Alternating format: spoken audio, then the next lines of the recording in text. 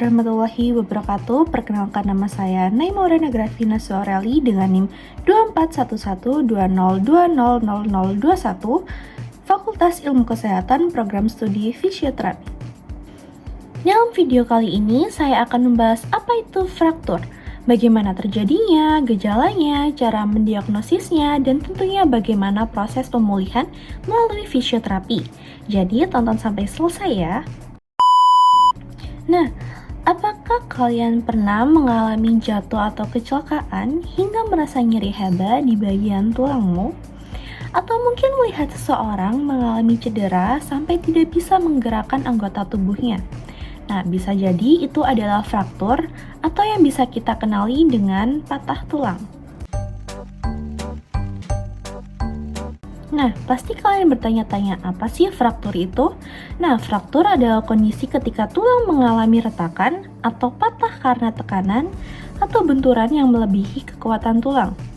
Tidak semua fraktur sama, ada yang retakan kecil, tapi ada juga yang sampai tulangnya pecah atau keluar dari kulit. Nah, fraktur atau patah tulang bisa terjadi di mana saja, di tangan, di kaki, di lengan, di paha, bahkan di tulang belakang. Biasanya terjadi mendadak karena kecelakaan, tapi bisa juga perlahan karena tekanan berulang atau tulang yang rapuh.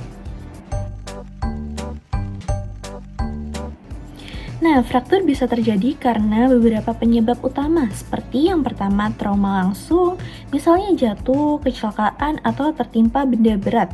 Dan yang kedua ada tekanan berulang dalam jangka panjang, seperti pada pelari jarak jauh, ini disebut fraktur stres. Dan yang ketiga, tulang lemas sering terjadi pada lansia atau orang dengan osteoporosis, di mana tulang menjadi rapuh dan mudah patah.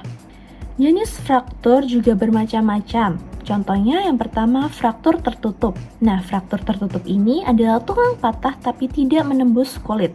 Yang kedua ada fraktur terbuka, yaitu tulang sampai keluar dari kulit, dan ini sangat serius dan rawan infeksi. Dan yang ketiga ada fraktur lengkap. Nah, fraktur lengkap ini adalah tulang patah menjadi dua atau lebih. Yang keempat, fraktur tidak lengkap, hanya retakan sebagian di tulang. Dan yang kelima, fraktur kominutif, yaitu tulang hancur menjadi beberapa bagian. Nah, bagaimana sih kita tahu seseorang mengalami fraktur atau patah tulang?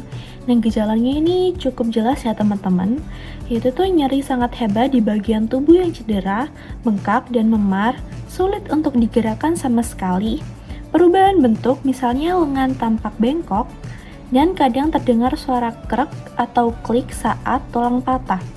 Nah, jika kalian mengalami gejala seperti ini, jangan dipaksa gerak ya.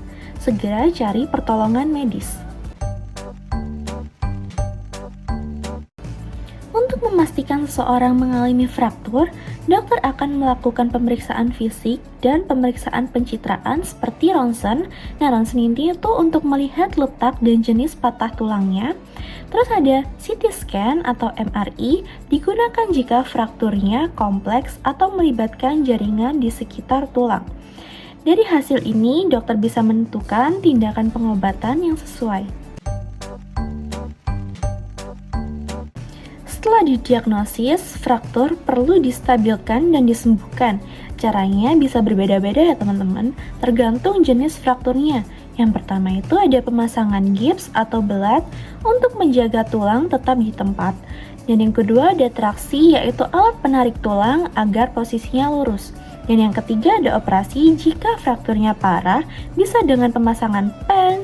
Setelah pengobatan medis dilakukan, tahap berikutnya sangat penting, yaitu terapi.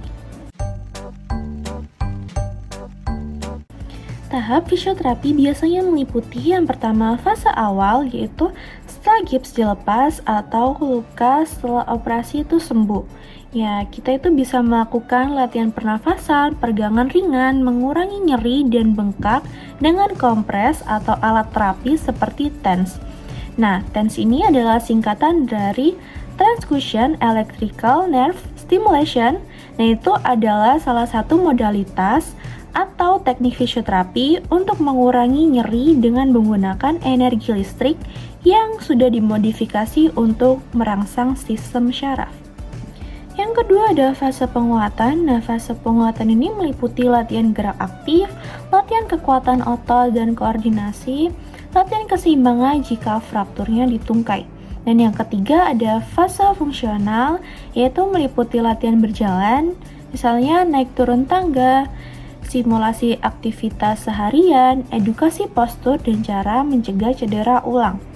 Fisioterapis dilakukan secara bertahap dan disesuaikan dengan kondisi pasien. Nah, kalau teman-teman di sini ada yang mengalami fraktur atau patah tulang, jangan langsung menyerah atau jangan langsung putus asa, teman-teman. Karena itu bukan akhir dari segalanya. Yang terpenting adalah penanganan yang tepat dan sabar dalam proses penyembuhan.